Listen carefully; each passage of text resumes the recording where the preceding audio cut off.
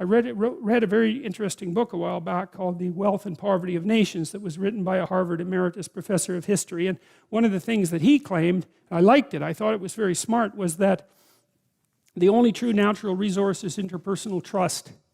If you can set up a society where people trust each other, then it will instantly become rich. And he used the example of Japan, which is a very conscientious society and very rich society, but the Japanese have no natural resources, right? None to speak of.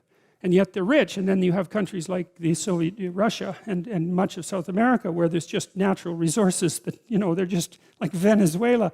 It's just more natural resources than you know what to do with. And the places are absolute catastrophes of cynicism and corruption. And so he attempted to document the relationship between default interpersonal trust among citizens within countries and their productivity and their GDP and their standard of living, and found a very, very tight relationship. And I like that a lot, and I've got a story about that quickly that I think is very interesting. I'll tell you two stories, one sort of generic. Well, I'll tell you one personal first. So one day, I lent my car to one of my graduate students, and he took it to Montreal. It was this old Cadillac. And it was a really bad rainstorm in Montreal, and he was in one of the highways that are like set into the ground, and there was like 6 inches of water, and he was turning a corner, hit the brakes and skidded on the water and smacked it into the wall and on the corner of the bumper, you know. And so then he brought it back, and he was very apologetic about it, and his name was Matt Shane. I'll tell you that because Matt might hear this, and I can shame him a bit for doing this 20 years ago, you know. And he's a professor at the Ontario Institute of Technology, I think now, and quite a successful one. But anyways, he brought the car back, and I went and got it evaluated for damages. It was like $1,700 or something to repair it, or maybe more. But it was almost as much as the car was worth. And I thought, well, I'm not going to do that. So I went online and I typed in the part, and if you do that, you can get people to bid on sending you a used part from all over North America. So that's kind of cool. So there's all these junk dealers have got together, and they have this, you know, network of communication. So you put in the car part, and then they send you a bid. And so this guy said, well, I'll send you the bumper assembly, which is the whole bumper and the lights, for like $250. And I thought, yeah, okay, you could do that. That'd be good. So then I said yes, and then he called me up. About half an hour later, this guy from way down south, he had a really deep sort of Mississippi accent, and he said, wait a sec, was that for the bumper or the bumper assembly? And I said, well, it was for the bumper assembly. He said, oh, I thought it was for the bumper. And then he said, but that's okay, I'll send it to you anyways. I thought, well, that's pretty good.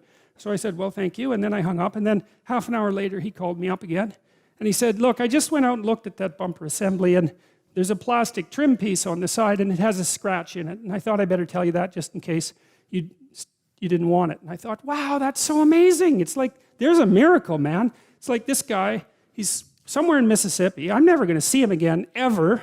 I'm never going to have any contact with him. Like, he made a bad deal, right? Because the part was worth more than he decided to sell it to me for. But he stuck with this deal. And then he went over and above the call of duty. He said, well, this part that I'm selling to you for way less than it's worth is damaged. So I thought I better tell you. It's like, man, you got to recognize a miracle when you see one. That was a miracle. So I said, hey, look, thanks for calling, man. It's okay, I can handle the scratch, send the part. And he did, and I got the car fixed and forgave Matt, and you know, it had a happy ending. So that's trust, right? Because I didn't know him from Adam, and he's a primate full of snakes just like the rest of us. And yet he was willing to simplify himself to the point where I could just take him absolutely at his word. And that meant we could trade even though we were strangers. It's like, man, do not underestimate the utility of that. And then there's eBay. So when eBay first started, you know, the idea was it's not going to work because you'll send me junk and I'll send you a check that bounces, and that'll be the end of eBay, right? And so these escrow agents popped up so you could insure your transaction with them. It was for like 10% of the transaction. They would get the check and the goods and make sure that they were okay and then send them on or insure the transaction. But what happened was the escrow agents didn't make any money. And the reason for that was no one cheated. Now you think about how amazing that is, right? You bring these people together across a whole continent. They've never seen each other before. They're never going to interact with each other again. And this was before there were any reputation ratings on eBay. And yet the default transaction was you describe your goods honestly, including their flaws. You set a reasonable price. I decide to pay you. You ship the goods, and I pay you. And it works. And what happened was that eBay produced a tremendous amount of capital that was previously frozen. So frozen capital is when you've invested money in something, but the thing is no longer useful to you, so the money is just sitting there frozen, right, so to speak.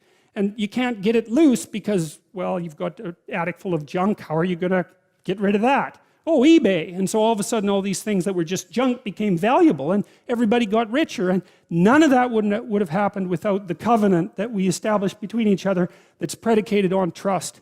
And so you might say that trust is the currency. And currency is trust because it's a promissory note, right? And if people lie, then the currency gets debased very, very rapidly. And so the economy runs on trust.